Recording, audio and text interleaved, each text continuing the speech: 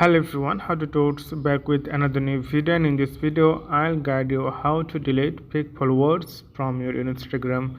So first of all, you need to open your app, then tap your right bottom corner, it's a profile icon, then tap your followers button.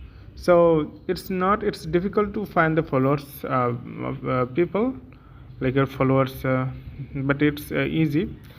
First of all, you need to make sure that your followers don't have any profile picture and zero post or maybe awkward username, and your followers is really less and following is more and post is zero or something, and account maybe the new account. If you go here, then about this account you can see here 2026, so this month, and they have no activity. And if you check their post has very less comments and like.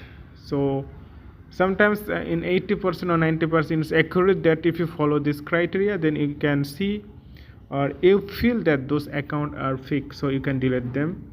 So you can just tap share cross button or you can block them.